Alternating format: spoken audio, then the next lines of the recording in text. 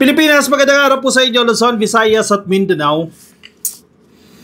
Itong mga DDS, walang tigil kakakahol, Kahol ng kahol, parang mga aso itong mga DDS na ito Nagkakamali kayo ng kinakahulan. Imbis na sa ICC kayo nakikiusap, kaso binabastos ninyo yung ICC. Si PBBM binabastos nyo. Ang pinaka pwedeng tumulong na lang sa inyo, yung leadership ng gobyerno ng Pilipinas, si PBBM, pero binabastos ninyo. Ngayon, may mga bago na naman kayong kwento. Si National Security Council, Eduardo Anyo, binibira na ninyo ngayon. Ano itong sinasabi ni Bato? Sabi ni Bato kay Anyo, "You break our hearts, sir." Siner mo pa. Siguro gusto ni Bato, ang loyalty ni Anyo na kay Digong pa rin. Aba, hindi pwede. Tingnan mo yung track record ni Anyo, napakaganda ng track record niyan. Loyal sa konstitusyon, loyal sa batas, at good soldier yan. Sino bang presidente ngayon? Si PBBM. Anong naman sumunod siya kay Digong? Nung nagtrabaho siya kay Digong, hindi ibig sabihin na forever siya kay Digong. Nung siya itinalaga bilang Chief of Staff ng Armed Forces of the Philippines ni Digong, ang tungkulin niya, ang sinumpaan niya, para sa bayan, para sa konstitusyon, hindi para kay Digong, na once na maalis na siya sa posisyon, na once na maalis na si Digong, ang boss niya pa rin si Digong. Hindi ganyan. Itinalaga rin siya bilang DILG Secretary ni Digong. Anong gusto mo? What do you expect? Utang na loob na naman. Yan, mahilig kayo sa utang na loob. Pinapalabas ninyo, walang utang na loob lagi. Anong gusto nyo? I-corrupt ninyo itong si Anyo? Ginagawa ni Anyo ang kanyang trabaho? Sabi ni Bato, "You break our hearts, sir." Galit na galit siya. Kasi dati raw tao ni Digong itong si Anyo. Kumbaga trinaidor sila. Yang kahol na naman kayo ng kahol ngayon. Kahit maganda yung records nitong kinakahulan ninyo ng kinakahulan. "You break our hearts, sir." Bato de la Rosa calls out NSA Anyo over role in Duterte arrest. Anyo, a former military chief and former interior and local government secretary during the Duterte administration, was among the handful of government officials who created the operation to arrest and bring Duterte to the International Criminal Court in The Hague last week. Ang pinag-uugatan nito, nagkaroon kasi ng meeting dyan sa Malacanang, di ba? Base rin sa revelasyon ni Remulla. Nagkaroon ng meeting. Kasama si Anyo doon sa attendees, doon sa meeting na yan. Nandoon si Anyo para tiyakin na yung pag-aresto dyan kay Digong, hindi masisira yung seguridad ng bansa, yung national security. Pero parang ngayon, sinisisi nila si Anyo may kasalanan dyan. Taksil yan si Anyo, traidor yan si Anyo. Yan yung masasakit na sinasabi nila. Traidor kay Digong yan, dahil tao ni Digong yan ngayon, tapos ngayon nilaglag si Digong, traidor yan. Ginawa niya lang yung trabaho niya. Kaya nandoon siya, dahil kailangan niyang matiyak na hindi masisira yung seguridad ng bansa, matiyak yung national security. Kaya nandoon siya sa meeting, kaya importante siya sa meeting na yan. Ano gusto nyo? Yung loyalty ni Anyo kay Digong? Hindi sa konstitusyon, hindi sa bansa? Ano yun? Pagsisilbihan niya pa rin si Digong dahil sa utang na loob? Gentleman tong si Anyo, tama yung sinasabi ni Remulla Gentleman itong mama na to. Ginagawa niya kung ano yung trabaho niya and proven and tested na yan. Very professional. Isa talaga sundalo, good soldier. Itong si Anyo. Bakit? Kay Pinoy, nagtrabaho din naman kay Pinoy yan Anong posisyon niya dyan kay Pinoy? Noong panahon. After ni Pinoy, kinuha rin siya ni Duterte. After ni Duterte, kinuha siya ni PBBM. Dahil good soldier siya. Matino siyang sundalo. Ano ba siya kay Pinoy? Commanding general siya ng Philippine Army ng panahon ni Noynoy Aquino. Nung kay Digong, naging Chief of Staff ng Armed Forces of the Philippines and eventually naging DILG Secretary.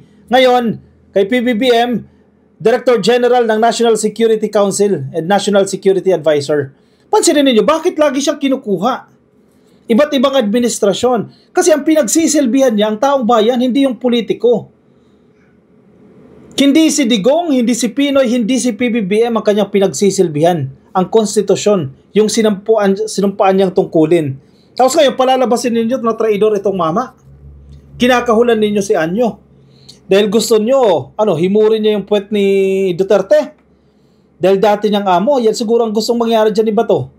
Kaya nasasaktan daw siya. "You break our hearts, sir," sabi ni Bato.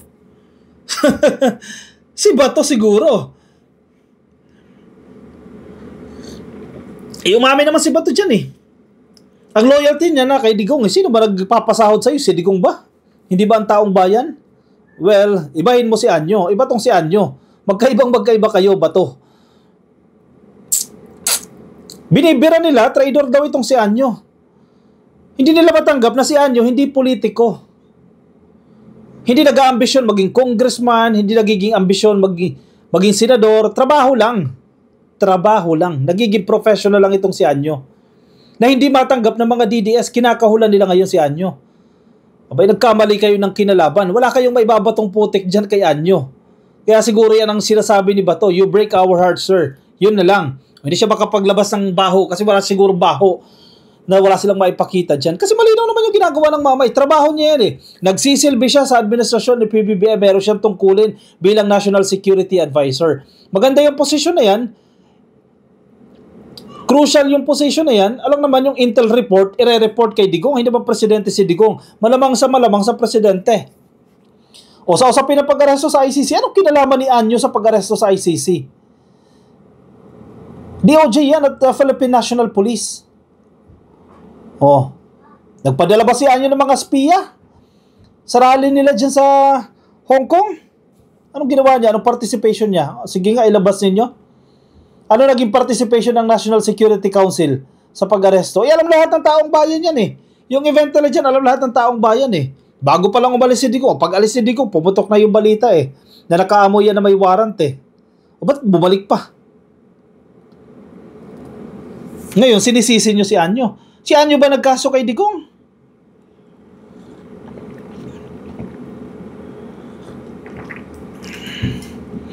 Ang sisihin ninyo, yung mga nagkaso kay Digong. Bakit siya kinasuhan sa International Criminal Court? Tulad ng sinasabi ninyo na pwede naman kayo magkaso dito sa Pilipinas. Pero bakit sa ICC? Sinubukan na nga ng mga suspect na dito sa Pilipinas walang pag-asa. Panahon ni Digong yan. Makukulong mo ba si Digong nung panahon niya? Ibuti na nga lang, may mga tumulong sa kanya Di ba? May mga tumulong sa mga suspect na maiakit yan sa International Criminal Court O, daldal pa ng daldal yung kampo ni Digong. Ayan, na-aresto tuloy. Tapos ngayon, maghahanap ng makakahulan. Maghahanap ng masisisi. At kinakahulan nila ngayon, ang administrasyon ni PBBM, pati si Anyo, dinamay nyo pa yung mama, nananahimik yung mama. Narinig mo ba na nagpapa-interview yan sa media ng maya-maya at naghahanap ng media mileage? Hindi mo makikita si Anyo. Hindi yan matakaw sa exposure. Kasi hindi ba siya nag-aambisyon maging senador Hindi ba siya nag-aambisyon maging congressman Trabaho lang siya. At patunay dyan yung kanyang track records. Balikan din yung track records niya. Iba't ibang administrasyon. Hindi siya nagpapatali kay Pinoy, hindi siya nagpapatali kay Digong, hindi siya magpapatali kay PBBM, and kung sino man yung susunod na presidente like Raffy Tulfo, hindi magpapatali siya. Kasi ang sinumpaan niya, kanyang tungkulin sa konstitusyon. I hope nagsisink in yan sa inyo. Tapos sasabihin ni Bato ngayon, traidor?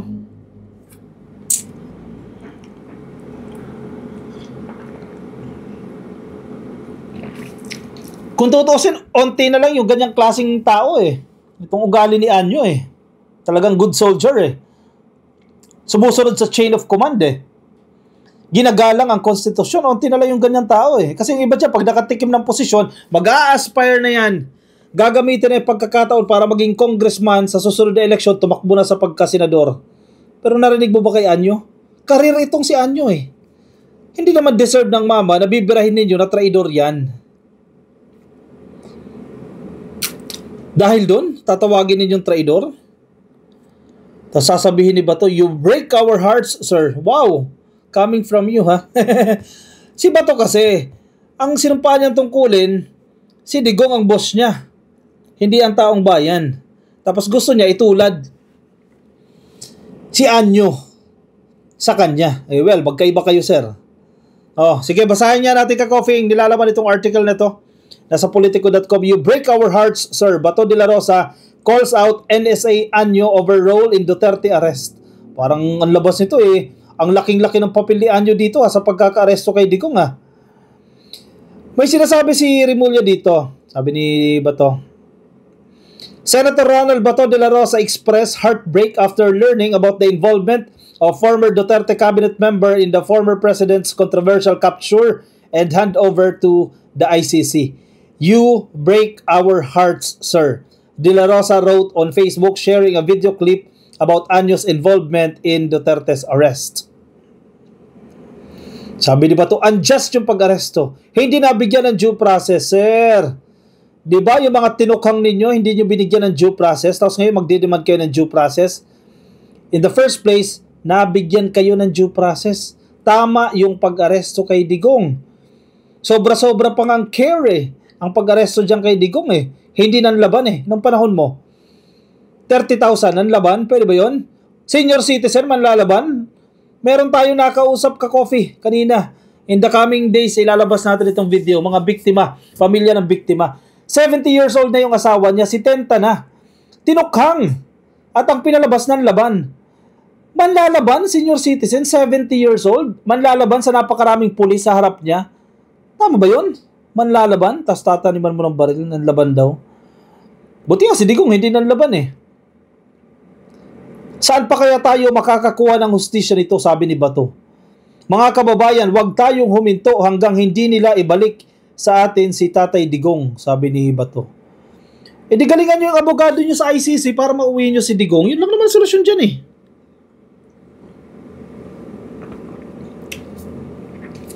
Di ba? Galingan nyo yung abogado nyo. Kung si Harry Roque magaling, hindi pa miyembro nyo na, pero until now, hindi pa rin accredited si Harry Roque. O hindi pa rin siya kinikilala as official counsel ni Digong. Di maghanap kayo ng kasing galing ni Roque, o mas magaling pa kay Roque para maipanalo nyo. Be strategic, be smart, be wise enough para maiuwi nyo si Digong. Hindi yung maninisi kayo ng kung sino sisisihin ninyo. Si PBBM, sinisisi ninyo. Definitely, kinakalaban ninyo. Si Anyo, dinamay nyo, kinakalaban ninyo. Sa tingin nyo, sa pagbira nyo kay Anyo, pagsira nyo sa mama, tawagin nyo siyang traitor, may uuwi nyo si Digong? Definitely hindi.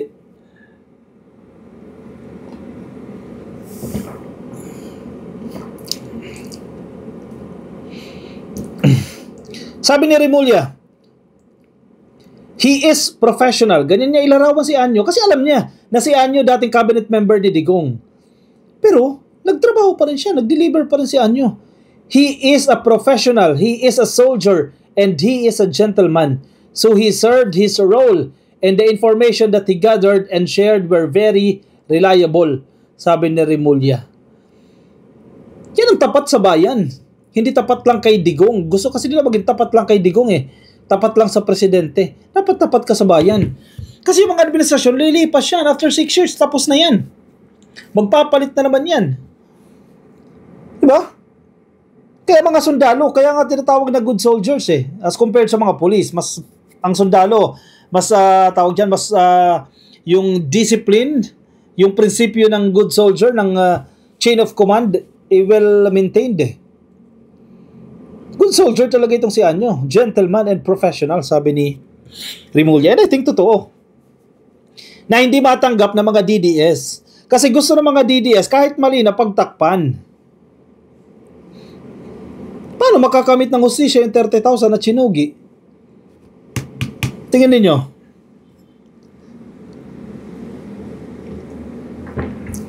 Nagkamali kayo ng binangga. Paano mo magigiba si Anyo? Track record pa lang niya, napakaganda. May patunay. Paano niya magigiba si PBBM? Ano ba ginawa ni PBBM? Tumukhang ba siya ng 30,000? Paano niyo gigibain yan? Suporta ng Kongreso, ng judgean. Suporta ng mga politiko, ng judgean. Suporta ng taong bayan na kay PBBM. Paano niyo gigibain yan? Nagkamali kayo ng binangga. Ay nako, itong mga to, gumagawa na naman ng fake news. Gumagawa ng mga intriga itong mga tao na ito at mananawag pa ng traidor daw. Nagkamali kayo ng mga tinatawag ninyong traidor. O siya, sige ka-coffee, baka may komento kayo, opinion, reaction, lagay dyan sa ating comment section para mabasa po yan ng iba natin mga ka-coffee, mga nasa Facebook. Baka di pa po kayo naka-like and follow sa ating Facebook page. Please like and follow. Yan, nasa taas po yan. Yan, nasa YouTube, please click lang po na subscribe and hit the notification icon para updated kayo sa ating mga bagong upload. I'll see you ka-coffee in my next video. Bye-bye.